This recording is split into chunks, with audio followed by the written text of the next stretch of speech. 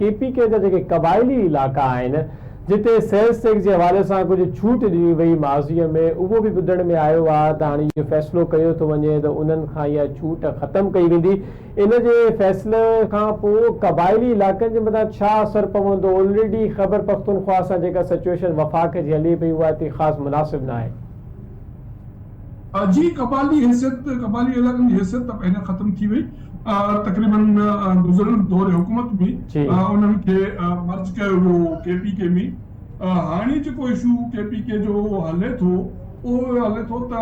उन वक़्तु जेके सियासी धुरियूं जेके इन पैकेज में शामिल हुयूं या मुशावरत में शामिल हुयूं, मुंहिंजे ख़्याल में मूंखे यादि थो पवे त नून लीग जो दौर हुकूमत में उन में इहो तय थियो त जेके केपी फाटा जा जेके बि मर्ज थींदड़ इलाइक़ा आहिनि उन लाइ जेको माली वसीलनि जे हवाले सां उन्हनि खे कुझु हिसो ॾिनो वेंदो। उन वक़्तु मुख़्तलिफ़ खैर डिस्कस थिया, जेके मंज़र ते बि आया। तक़रीबन चयो वियो पियो वञे त जेको NFC जो मुकमल समूरो जेको पूल आहे विर्छ जोगो उनजो तक़रीबन 3 सैकड़ो केपीके जे मर्ज इलाइक़नि लाइ मुख़्तस करण जी ॻाल्हि कई वई, पर पोइ इहा शइ न थी सघी, उन ते अमल दरामद न थी सघियो। हाणे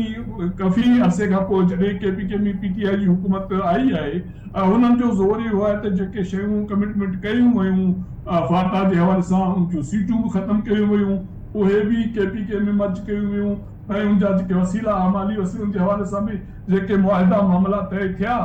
उहे केपीके खे मिलणु घुरिजनि। जीअं केपीके में जेके फाटा या मर्ज जेके इलाइक़ा आहिनि उन जी तरक़ी जो अमल इहो अॻिते हली सघे, उन लाइ वफ़ाक़ी हुकूमत हिकिड़ो मजमूई तौर ते हिकिड़ो पूल या हिकिड़ो फंड त ॾींदी आहे, पर केपीके हुकूमत जो चवणु आहे त इन लाइ जीअं ॿियनि सूबनि खे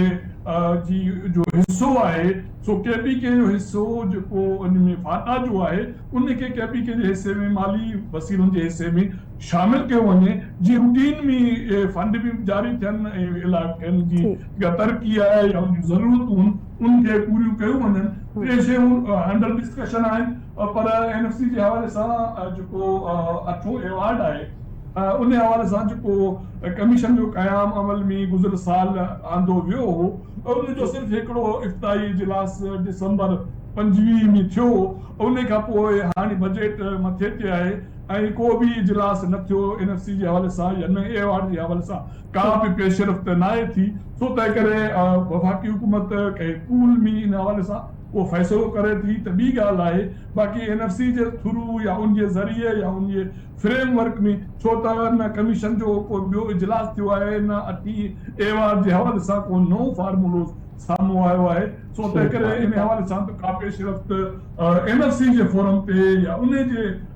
जेके एजेंडा में ॾिसण में नथो अचे। बाक़ी वफ़ाक़ी हुकूमत एज़ अ पूल कोई उन लाइ फंड रखे थी त उहा ॿी ॻाल्हि आहे। ठीकु आहे, कुर्बान बलोच साहब।